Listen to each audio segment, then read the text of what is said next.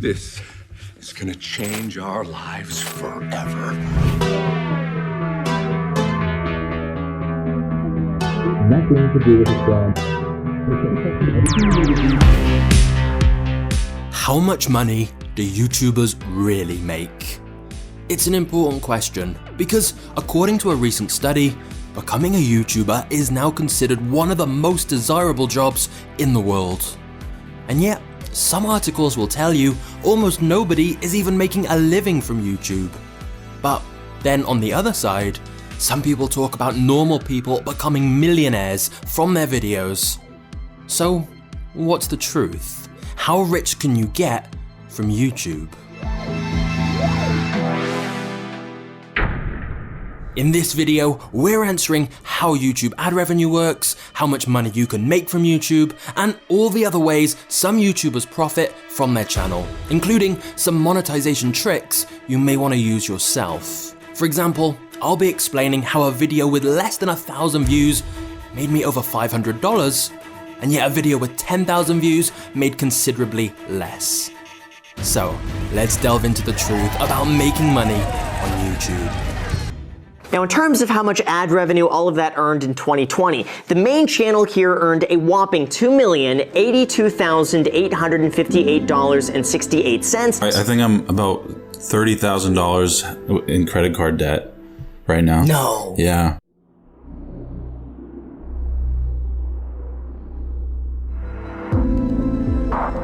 Both of these two great YouTubers have fairly similar audience sizes, with several million subscribers. So, how can they be in such different financial positions? One a multi-millionaire, one in credit card debt. And of course, it's not just these two. There is a divide all across YouTube, where some creators seem to have incredibly glamorous, luxurious lifestyles, whilst others talk about struggling to even pay their bills. Now, their spending habits are obviously a factor in that too, but the truth is that when it comes to making money from YouTube ad revenue, views are not paid equally. Some creators get paid far more for the exact same amount of views.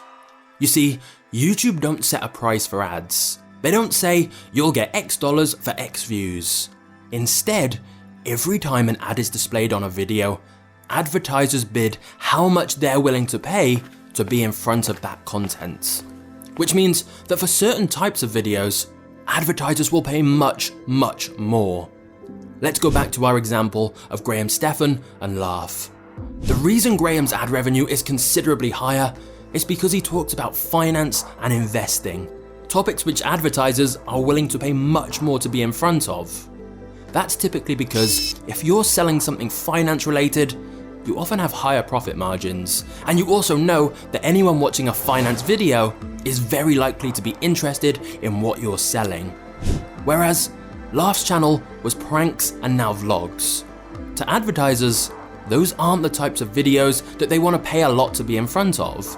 They don't fully know who's going to be watching those type of videos, and they don't really relate very well to any particular products or services.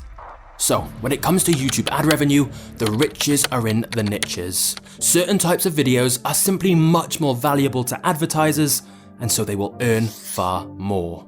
And if you have your own channel, when you go into Creator Studio, you'll be able to see which of your videos advertisers are paying most for by looking at the CPM. This metric tells you how much advertisers pay for every 1,000 monetized views of that video. So, hypothetically, a comedy sketch may have a $2 CPM. A video about insurance could have a $40 CPM, which means that for every 1,000 views, the insurance video is getting 20 times more money. After 1 million monetized views on both videos, one would have about $2,000 and the other would have $40,000. And whilst that may seem a little unfair, it does make sense. Because you can imagine an insurance company would be willing to throw big money to be in front of a video that's about insurance. Whereas not many companies are going to throw big money to be in front of a comedy sketch. However, if you are in a niche with a typically low CPM, remember that every video is ranked individually. So if you were making a comedy sketch, if it was a comedy sketch about making money, finance, investing, real estate, business, lawyers, or anything else that advertisers would likely pay more for, you can still get a high CPM, because YouTube is looking at the words you say within your video and your title and tags. For example, if we go back to Laugh, he said that one of his most profitable videos of all was when he interviewed a day trader. Now, he has interviews with far more views, but because day trading and investing are keywords with such high CPMs, he made considerably more money from that video. So if you really wanted to, you could deliberately make content around topics that are known to be more profitable. This meme perhaps sums it up best. You are making $500,000 and you were only gonna pay me 30? You're getting 30 grand? I'm getting 1,000! But you guys are getting paid?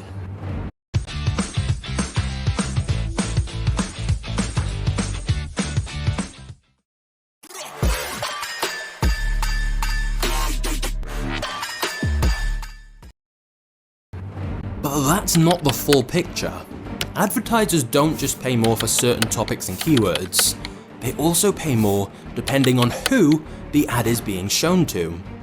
For example, most advertisers will pay considerably more for views from people in first world countries, especially America and the UK, simply because they know people in these countries typically have a higher amount of disposable income to spend on their products and services.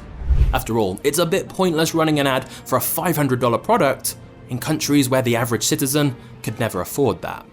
In fact, because of the large amount of data Google has on most people, advertisers can target their ads based on a huge amount of different factors, even things like interests and estimated household income. So, the amount a YouTuber earns is not just based on what their video is about, but also who is watching it and how much advertisers are willing to pay to be in front of those types of people. Because advertisers will bid more to be in front of certain demographics and topics, which will drive the CPM up, so the creator earns much more money. And so you can see why a site like Social Blade that tries to estimate YouTuber earnings is never going to be accurate. You can see here, they're guessing the CPM is between 25 cents and $4, which for many channels is incredibly low. And even if it is between that range, there's a big difference between 25 cents and $4 per 1,000 views. So Social Blade can't possibly give you a reliable estimate of ad revenue. But hold up, because this is just the tip of the monetization iceberg. For the richest YouTubers, ad revenue is not how they make most of their money.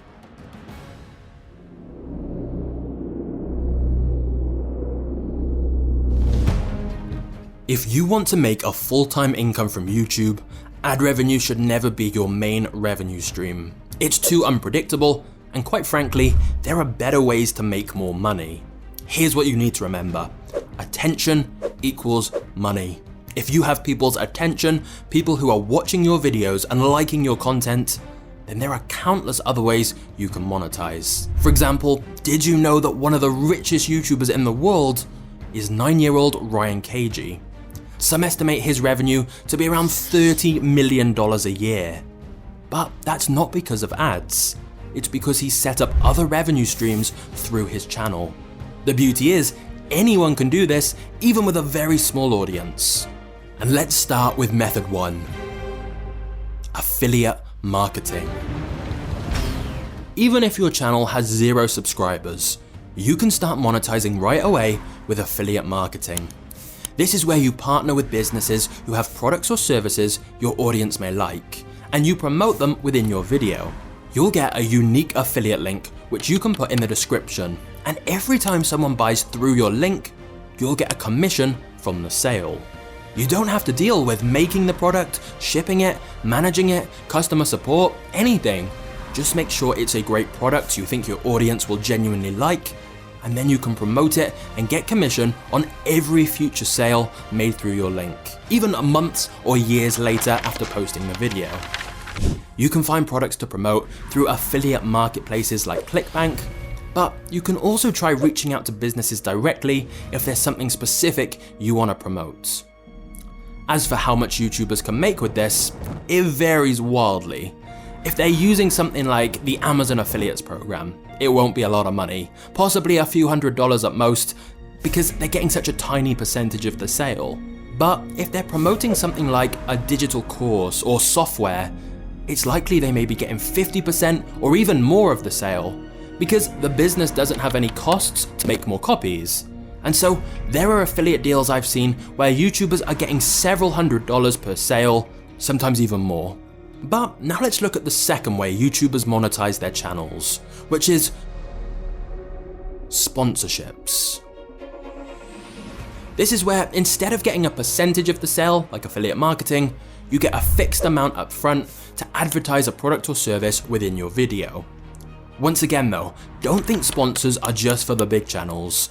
This channel started getting sponsorship requests not long after 1,000 subscribers. Because it's not just about the number of subscribers, it's about how well the sponsored product matches the audience. Of course, there are some brands that seem to dominate sponsorships all across YouTube that you've no doubt heard many creators promoting. But again, remember, you can reach out to any company directly and try to make sponsorship deals. However, I would strongly recommend only promoting sponsors you actually think are good for your audience, because otherwise it will dilute the value of your recommendations. Whereas if you only work with sponsors you know will be worthwhile for your audience, it will mean it's good for them, better results for the sponsor, and therefore even more money and credibility for you. Everyone wins. But let's talk money. Someone like Mr. Beast will easily be able to negotiate 6-figure sponsorship deals because every video gets so many millions of views. But even at around 10,000 subscribers, you can still be getting sponsors of around $1,000 if you have a highly engaged audience and a sponsor who's a great fit. Don't undersell yourself though, always ask for more money up front so you have room to negotiate. But now let's talk about number 3. Patreon and fan crowdfunding. When you've got fans who like your channel, a lot of them will be willing to donate money to help support you, in return for extra behind the scenes clips or early access to your content. YouTube itself does have a built-in channel memberships program now, along with paid super chats on live streams, but most creators seem to go for Patreon instead. But either way, let's do the maths here. If fans gave just $5 a month for access to some extra bonus content, if 1,000 people join, that's $5,000 recurring every month. And so you can see how the big channels with loads of fans can drastically increase their income by offering this kind of thing. But now we need to talk about number 4. Selling a product. Now, when it comes to selling products through your YouTube channel, most YouTubers go the route of selling merchandise. So for huge channels like PewDiePie, this can be very profitable. But when you have a small audience, just throwing your brand name onto some random t-shirt or mug probably isn't going to make a lot of money. I have seen people have some success by running limited edition merch campaigns, but what if you thought about selling a product that was directly useful for your audience? One very profitable option here is to create some form of digital course. Because if your audience enjoy your free YouTube content, it's likely some of them would be happy to pay to learn more from you. This can apply in most niches: fitness, dating, business. If you're sharing knowledge on your channel, there's a very good chance some people would pay for a full system where you can teach things much more in depth. Once you start selling your own product, your revenue can really skyrocket because now you've transitioned from just being a YouTuber to running a YouTube business.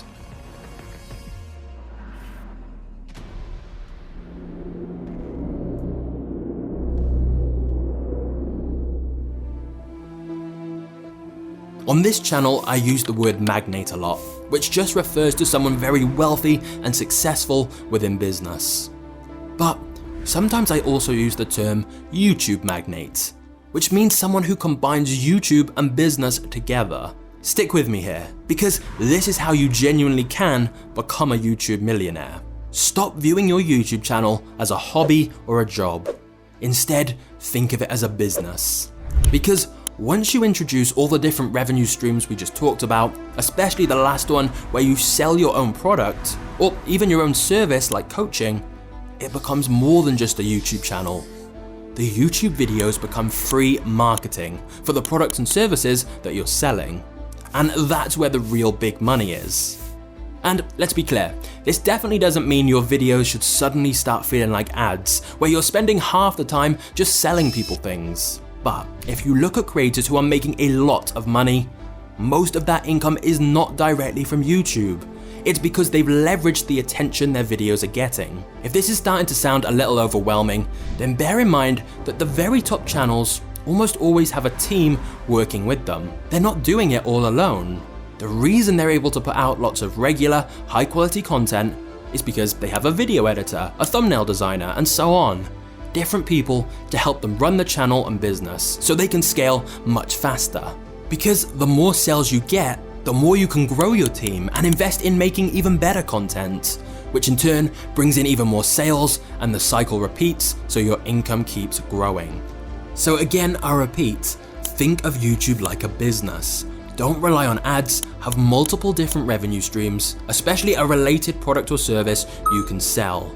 Then reinvest that money into building a team so you can scale it. Now, you may remember all the way back in the intro of this video, I mentioned a video with less than 1,000 views that made several $100s. And after hearing the rest of this video, that should now make more sense. But let's break it down. Number 1, there was an affiliate link within that video, and every sale through that link earned me $100, and so far it's had 3 sales. But number 2, there was also a link to the sales page for our own digital product, a course called the YouTube Business Blueprint, and we were able to track that one of the sales for that came from this particular video. But then there's also reason number 3, that this video has a very high CPM because of the topic. So if this video does take off and get more views, every 1,000 monetized views would be worth this much. So if it got 100,000 monetized views, it would make this much from ads alone. Now remember, not every single view will be monetized, but hopefully you can see that you don't need millions of views to make a lot of money on YouTube. You just need the right approach. And so this is why some creators can earn so much more than others, even if they get a similar amount of views, because there's so many different ways that you can monetize.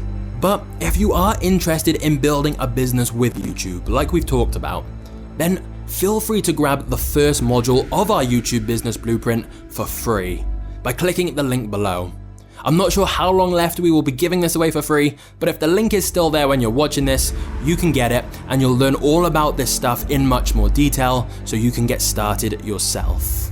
But now, if you're wondering who the richest YouTubers of all actually are, you can click on the video on screen now for a list of the top 10 along with how much money they make. Or alternatively, maybe you want to know how the YouTube algorithm works, in which case check out this video right here. I hope you enjoy, and I will see you next time.